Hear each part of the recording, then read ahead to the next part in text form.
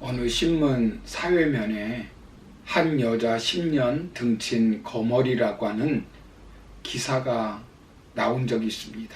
그 기사의 내용을 읽어보니 어느 간호사가 병원에서 근무하고 있던 어느 날 한 청년이 아버지를 모시고 병원에 왔다고 합니다. 준수하게 생긴 이 청년은 간호사에게 접근하여 자신은 서울대학교 법대를 졸업하고 고시 1차를 합격한 후에 2차 시험을 준비하는 수험생이라고 말을 했다고 합니다.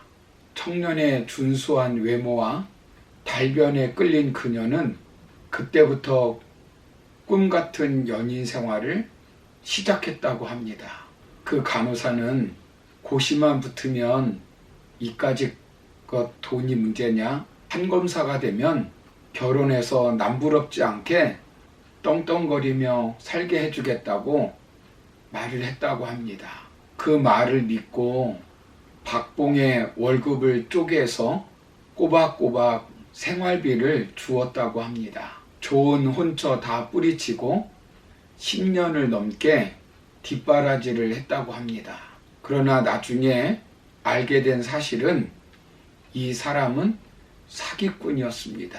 이미 다른 여자와 결혼을 하였고 고시 준비하라고 준 돈은 유흥비로 탕진을 했다고 합니다.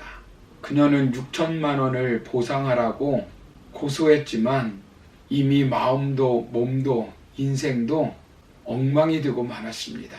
사랑하는 성도 여러분, 사람은 누구를 만나느냐에 따라서 참으로 중요합니다. 젊은 날 잘못된 만남은 한 여자의 인생을 엉망으로 만들어 버렸습니다. 배우자뿐만 아닙니다.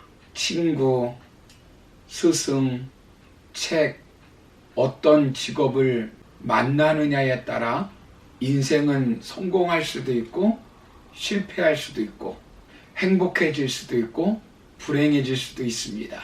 보다 좋은 가치 있는 삶을 살 수도 있고 힘겨운 인생살이를 살 수도 있습니다.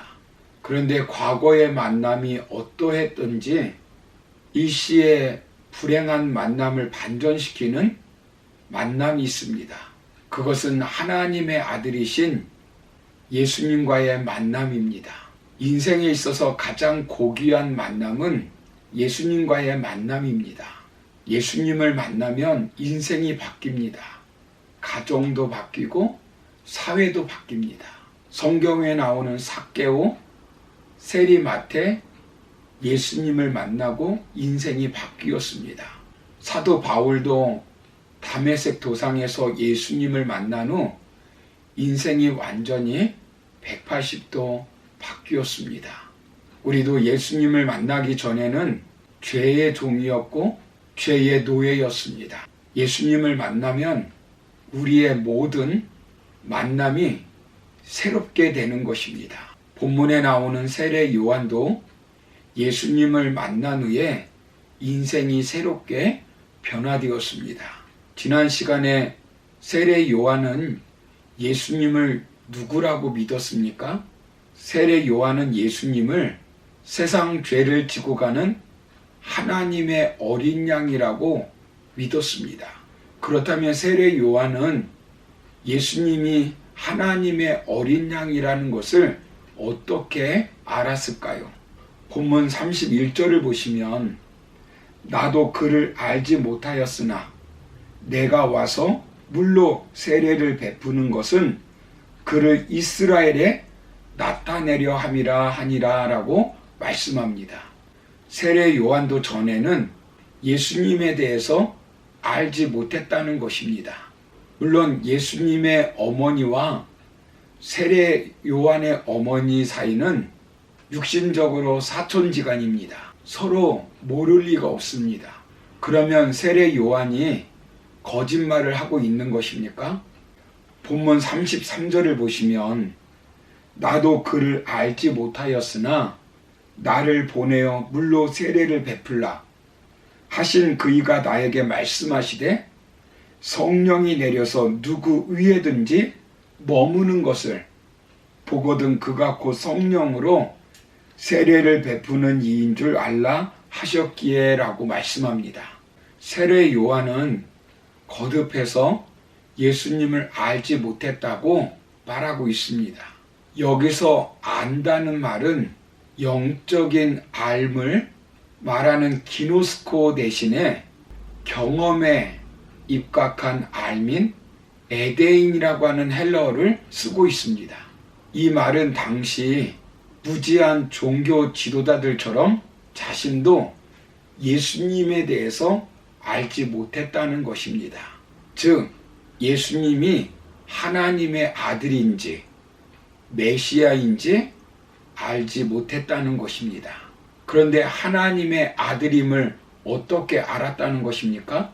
자신이 세례를 베풀 때 신비한 체험을 한 것입니다. 본문 32절을 보시면 요한이 또 증언하여 이르되 내가 보매 성령이 비둘기같이 하늘로부터 내려와서 그의 위에 머물렀더라 라고 말씀합니다. 성령이 비둘기같이 임한 것을 두 눈으로 똑똑히 목격한 것입니다. 이 경험을 통해서 예수님이 하나님의 아들이심을 메시아임을 알게 되었다는 것입니다. 본문 33절의 말씀을 보시면 세례 요한은 하나님의 계시를 통해서 알게 된 것입니다. 자신에게 물 세례를 베풀게 한 하나님께서 성령이 내려 임하는 사람이 바로 성령 세례를 베풀 뿐이라는 사실을 알려주었습니다. 그런데 바로 예수님이 성령 세례를 베풀 뿐이라는 것을 깨달은 것입니다. 오늘 본문에는 기록되지 않았지만 예수님이 세례를 받을 때 그 당시에 누가복음 3장 22절을 보시면 너는 내 사랑하는 아들이라 내가 너를 기뻐하노라 하시니라 라고 말씀합니다. 여기서 하나님께서 예수님을 가리켜 하나님의 아들임을 선포하셨습니다. 이 사실을 세례 요한은 알게 된 것입니다. 오늘날 우리들도 마찬가지입니다. 특별한 하나님을 체험할 때 계시된 말씀과 성령에 의해 예수님을 하나님이라고 고백할 수 있게 되는 것입니다. 이것이 예수님을 만나는 것이고 예수님을 체험하는 것입니다. 그 말씀이 믿어지면 성령께서 믿게 하시는 것이고 내 안에 예수님이 함께 하시는 것입니다. 그러면 예수님을 통해 인생이 변화됩니다. 이 체험을 한 후 세례 요한은 완전히 인생이 변화되었습니다.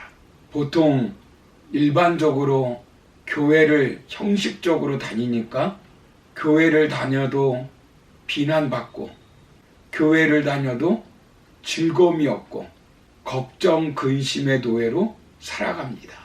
형식적으로 교회를 다니니까 실제적인 변화와 삶의 축복이 없는 것입니다.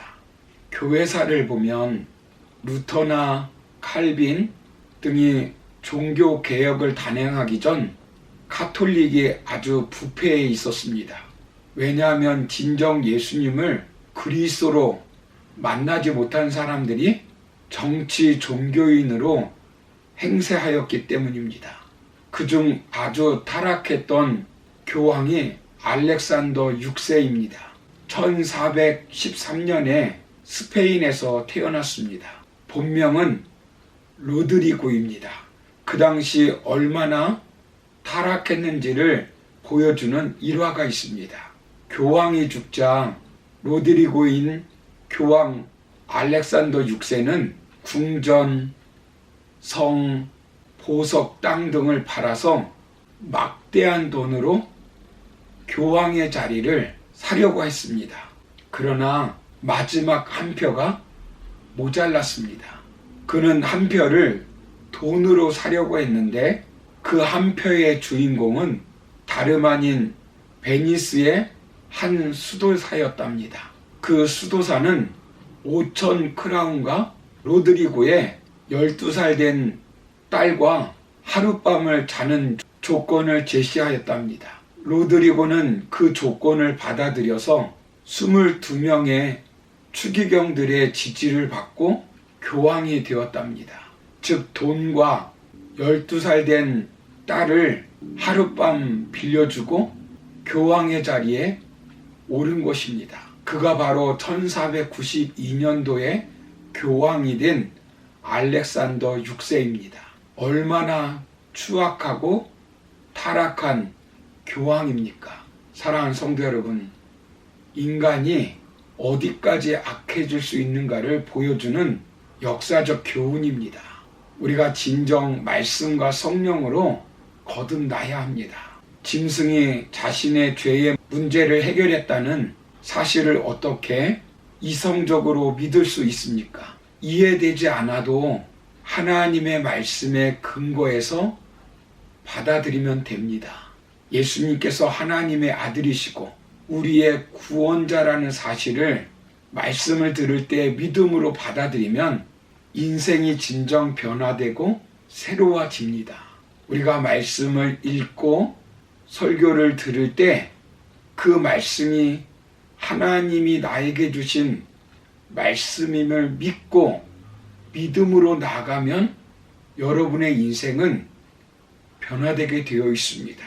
오늘 한날 우리가 살아갈 때 세례 요한처럼 하나님의 말씀을 믿고 예수님이 우리의 구원자이시고 하나님의 아들이심을 믿고 오늘도 그 예수님을 만나서 체험함으로 행복한 하루, 기쁨의 삶을 살아가는 저와 여러분 다 되기를 주의 이름으로 축원합니다.